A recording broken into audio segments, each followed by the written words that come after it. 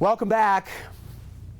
It is a political season without a doubt. The news is completely dominated by the presidential race. That being said, of course, the vast majority of politics, of governance, and of government service takes place in local settings. And here in Park City and in Utah in general, we have had some interesting times as well on the political front. Tonight I am joined by a friend and an associate who has been here many times as the chief press officer for Jonathan Johnson in his bid for governor that was recently ended. However, I think all in all could be considered a great victory for a fellow who has contributed so very much to our political landscape already here in the state of Utah. But more importantly, we're going to talk about the presidential election. We're going to talk about GOP politics in the great state of Utah with my friend, Sasha Clark.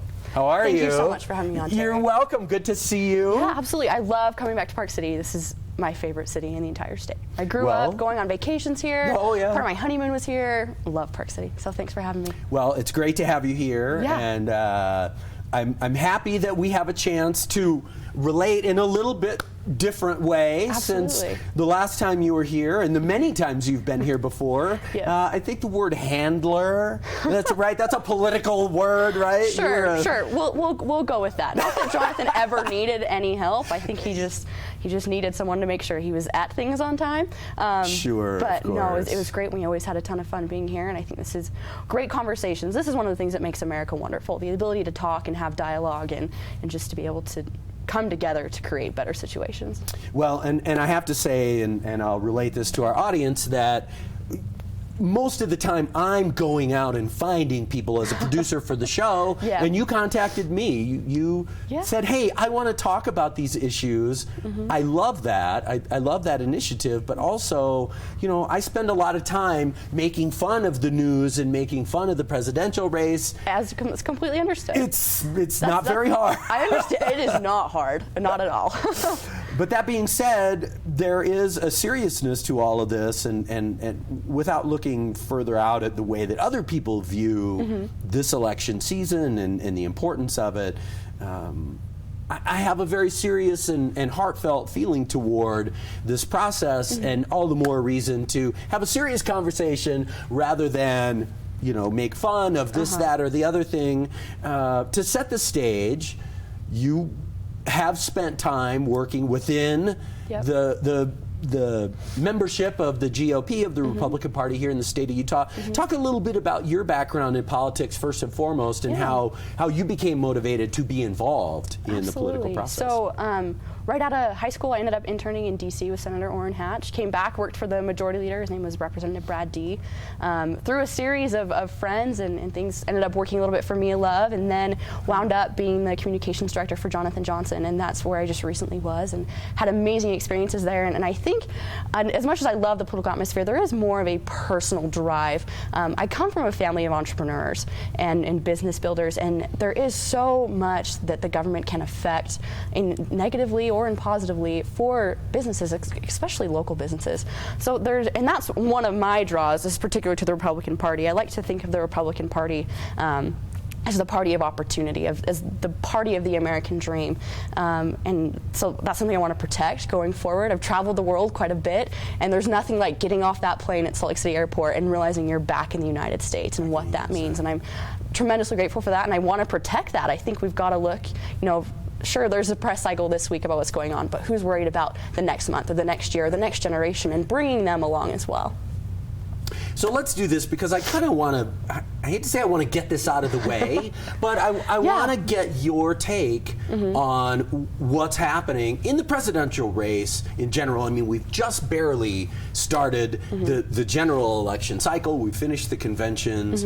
There's so much controversy around the rhetoric that Donald Trump has used. And, you know, as I mentioned earlier, my father was a Republican. I'm not registered with either party, but I identify in strong ways with both parties.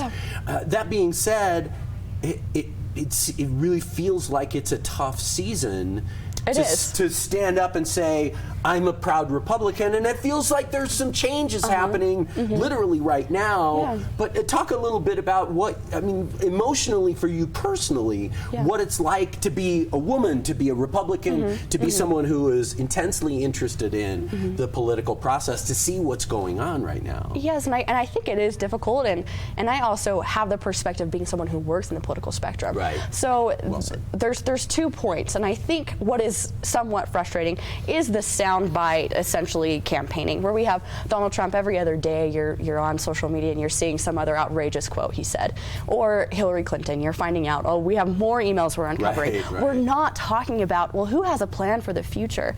Who can best affect and help my family or my situation? And I think the Republican Party itself, I think we have a PR problem, and we. Whereas the Democratic Party is very much, they're talking about free college, free health care. Well, first of all, nothing is free. They're just framing it differently. And second of all, I think if people understood exactly what the Republican Party stood for, if we were communicating that effectively, particularly to the millennial generation that is tending to go towards the Democratic Party, they would understand that our party means you won't have limited potential. You have uncapped opportunities. And we need to be talking about that more. We need to stop talking about who tweeted what and lame responses and Donald Trump releasing somebody's cell phone number because he's mad at them. And that's something I'm extremely frustrated about, is that no one's talking about the plans. We're talking about the pettiness. And I'd like to see a shift in that dialogue. And I think in Utah particularly, we are begging for that. Donald Trump did terrible here. Hillary didn't do great either. And we're really looking for someone to step up and be a leader. We want a smart fighter. We don't want just fighters. And I think there's also a trustworthiness issue that many people have with both candidates. Where we have Hillary, where I like her or don't like her, I think she lies quite frequently, and there's quite a bit of evidence for that. Then you have Donald, who I think people are trying to decide how they feel about him, and they're really asking for some leadership to be displayed, both as a woman and as someone in politics and as just someone observing it. And I don't want us to make this question just about the Republican Party, because you make the point that it's the environment, but can we change it? Is it it's the other half of sort of my political orientation is cynicism. Yes. And I am a registered cynicist, by the way. But, I didn't know you could do that. That's interesting. Well, it's new. Okay. I want to be part of the small party before it goes really wild. I'd love to see what their flag and logo looks like. That would be extremely interesting to me. But yes. But talk a little bit about your take, especially from the inside. And I realize that on one hand, you're more focused on state politics, but you work for Orrin Hatch. You spent time in D.C. Can we come back from the precipice on this deal? Can we do that? Yeah, and I think you're bringing up a really great point. I think right now, sometimes people are looking at this election and their choices, and they're going to those polls in November and saying, are we being punked? Could we have a do-over maybe? And I think, no, obviously we can't. We have laws of the land, and those laws are there to protect us either way. And so we have to move forward. But what I will say, and what I have found encouragement in, is no matter who is elected president, our local politics just got that more important. Because we have checks and balances for a reason. We're not electing a dictator, as they might think that's the case, but we're not. There are checks and balances, and that really happens in your local level. So if you're concerned about the presidential level and you're like, well, there's not much that we can do about it at this point. We have our 2 candidates. I think that the local politics just got that much more important, because that's where most of your taxes are being raised. That's where your children's education policies are being made. That's where a lot of business regulations are being put in place, is at your local level with your governors and your state legislature and even your city councils. So get involved in those. And as far as it goes with the political side, I remember doing the Johnson campaign and obviously my job is to be concerned about press cycles. And I remember when we were trying to get Jonathan's name out there, we put out so many plans. Jonathan had so many plans to fix quite a few problems, and we were able to really dominate. I mean, Terry, I remember calling you all the time, being like, hey, we just released Jonathan's new plan. Absolutely. Can we come on and talk about it? And Jonathan loved doing that, and I loved doing that, and we loved to have the conversation be about plans and who has the better plan.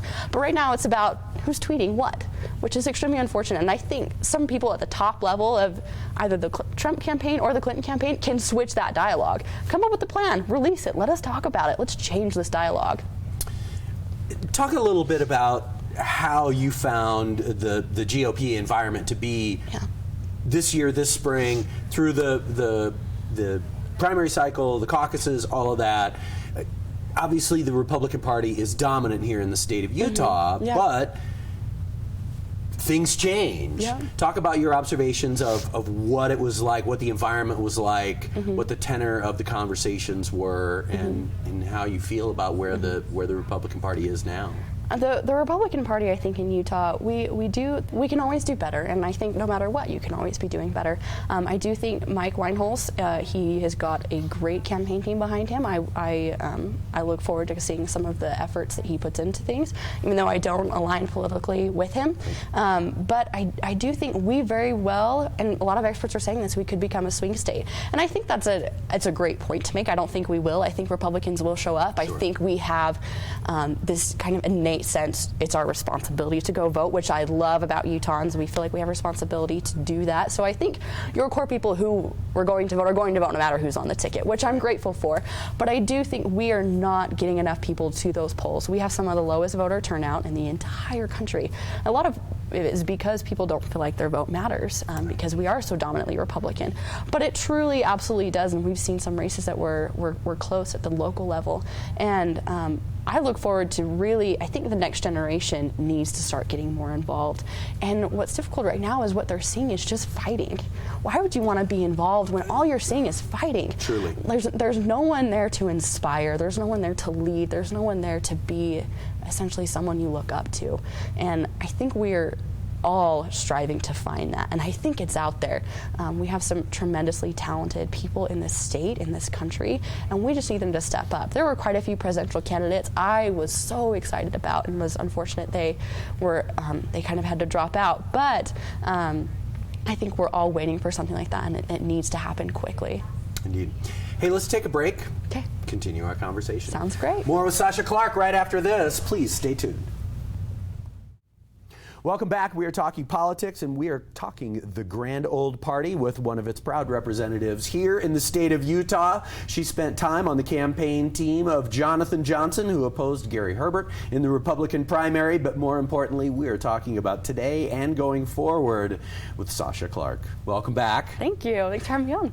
Yeah, you bet. Let's talk a little bit. Let's take a diversion, and I for some reason I would typically do this toward the end of the interview, but I want to ask you about your new firm that you've just founded, and talk a little bit about what you're doing now. So you had this really cool communications position with an amazing guy, and got to see at the governor level. It must have been a fascinating experience. But talk about that and the transition into what you got going now. Sure. So it was incredibly fascinating, and one thing that I was so grateful for is I was really young, and I'm not going to lie, I don't know that I knew what I was doing in quite a few aspects, but I was able to learn on the job, and Jonathan's a great candidate, so he can speak for himself, and he does an awesome job, but I was grateful for that and what I learned there, and really baptism by fire. And I think for millennials, the opportunities, I don't think any of us realize how many opportunities we have around us, and if we're just willing to take that chance and take that initiative, what we can do.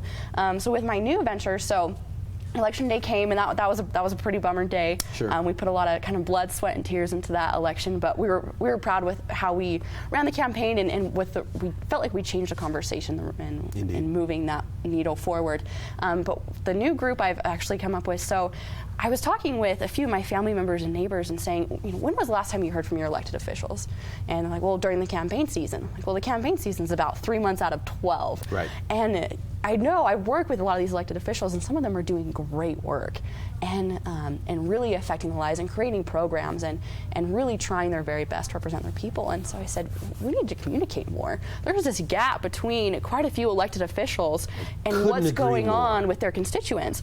And oftentimes, then they get to the campaign season and it's rush, and you kind of don't know who's telling the truth or whatnot. So I opened up a firm with one of my good friends and also one of my most respected colleagues. Her name's Natalie, and it's called the DCO Group, and we just started, about 3 weeks ago. So it's the first time I'm publicly answering questions about this venture. So ended up founding that, and we're in talks with quite a few legislators on how we can help them communicate, because they're busy. they're doing, for the most part, great things, and they also want feedback.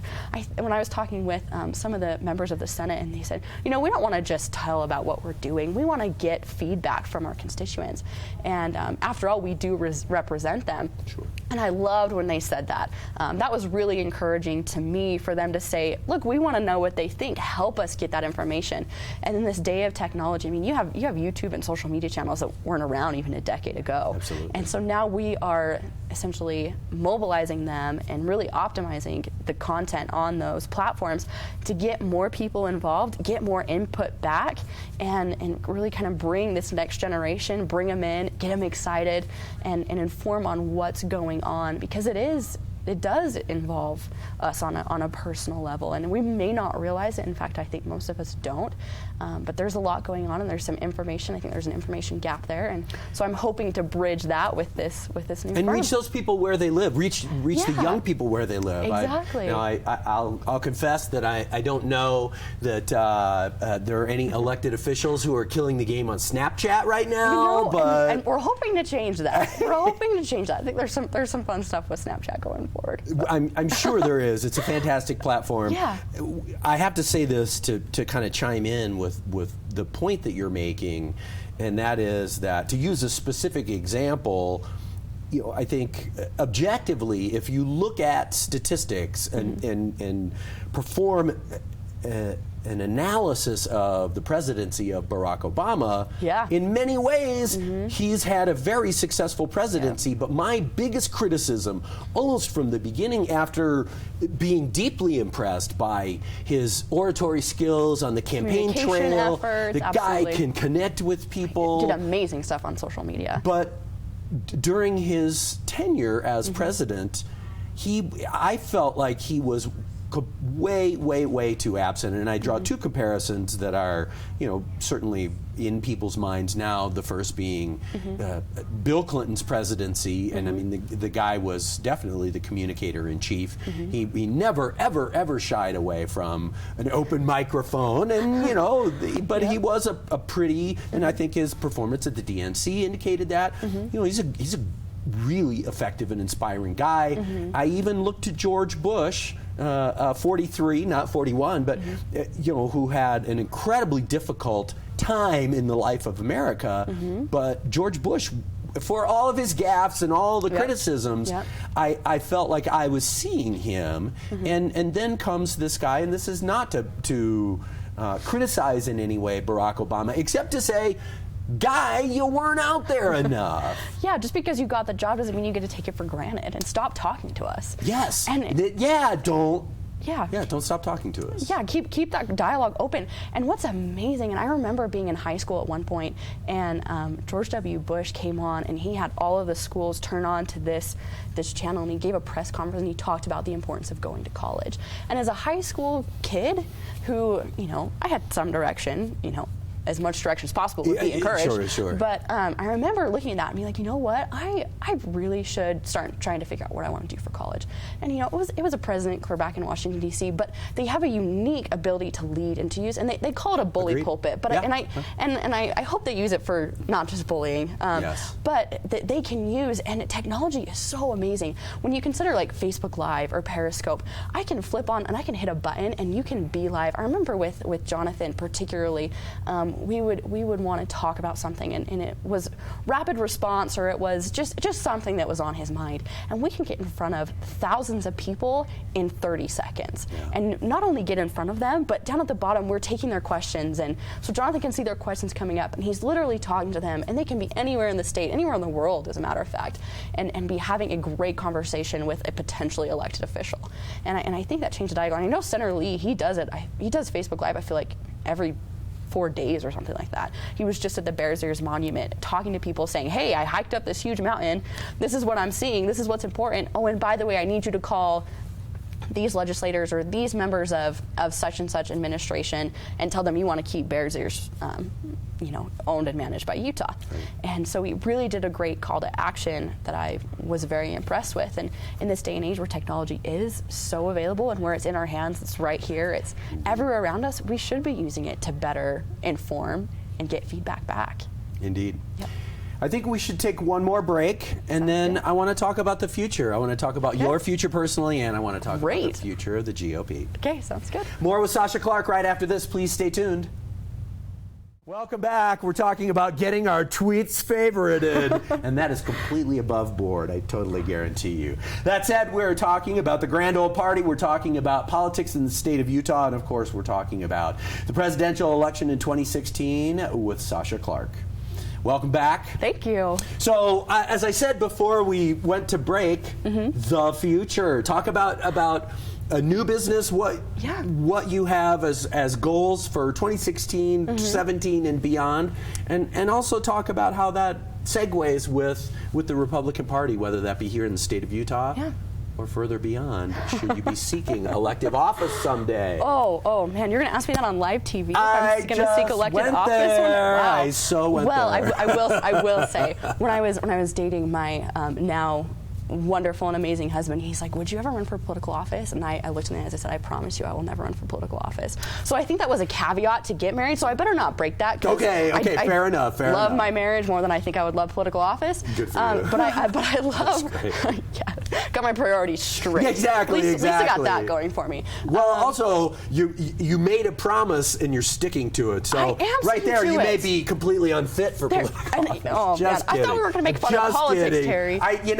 It's 6:38. I made it 38 minutes. Yeah, you went, what, 12 minutes on air without doing it? I'm so proud. But as far as the future goes, no, I'm really excited. I think we have some great up-and-comers here in Utah politics. I'm looking forward to seeing what they're doing. On the national stage, I look forward to one person that I'm looking forward to seeing more of, hopefully, is Carly Fiorina. I love the business perspective she brought to the presidential race. I also love the female aspect, and don't get me wrong, I wouldn't consider myself someone that believes females should have opportunities just because they're females. I don't believe that at all. Sure. But I really appreciated her and the dialogue that she brought, so I hope to see more of her. As for me, man, I don't know.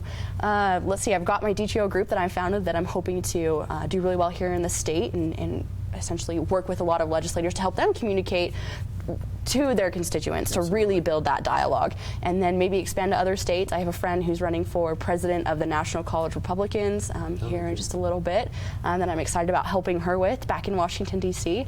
I just think there is so much that can be done, particularly with millennials. It's saddening to me to see so few of them here in the political arena, and I would encourage them, learn more about it. It's not just debating back and forth. There's a communication strategy to it. There's a marketing aspect to it. There's so much fun to the political world and policy. I have a friend who he doesn't love the communications aspect or the marketing aspect, but man, he loves the policy. And so I just encourage anybody who has any inkling to get involved, just start following things on social media, start reading newspapers, start getting involved, create an opinion for yourself. Watch Terry Burden make fun of a few political people on his daily show, but other than that, no, that's what's going on with me, and I'm really excited. And Utah's been a great place. It's a wonderful place for opportunity, and I'm just looking forward to whatever happens next. Fantastic. Well, I have to say this. I agree wholeheartedly with you that there's a big job to be done to bring, whether it be Republican or Democrat or independent, but to bring millennials, to bring young people into the process, get them excited and passionate about the process. I also want to say that I think that there are a ton, especially on the state level, of lawmakers who can really benefit from your polish, from your understanding. Thank you. Absolutely. I'm going to send them this, by the way. You bet you do. Hi, I'm Terry Burton for the DTO group. Very good. Very good. Very good. But in all seriousness, I think that the seasoning and the experience that you have already are deeply important. And I say this not only with respect to the demographics of millennials or young people, but also to the importance for lawmakers to be more in touch. I think one of the big themes of Jonathan's campaign that I really resonated with was the fact that he called out Gary Herbert and saying you're not in touch with your constituents. People aren't hearing from you. It had been 26 years for heaven's sake. So. Absolutely. So I wish you all the best. A Thank website you. yet? Where should folks go to find out about DTO? The DCOgroup.com, and it's DICIO, and it's Latin for persuasion. So we're working on that. But thank you, Terry. Absolutely. Well, Sasha, thank you for being here. Yeah, thank you. Let's do this again as Absolutely. the election progresses. Anytime. And all the best with the new business. Thank you. And we appreciate your efforts on behalf of public service. It's really fantastic. Thanks so much, Terry. I really appreciate it. Sasha Clark, the DTOgroup.com. Go find out more about communications in the modern era, in the world of politics. We're going to take a break. We'll be back with more show right after this. Please, please, please stay tuned.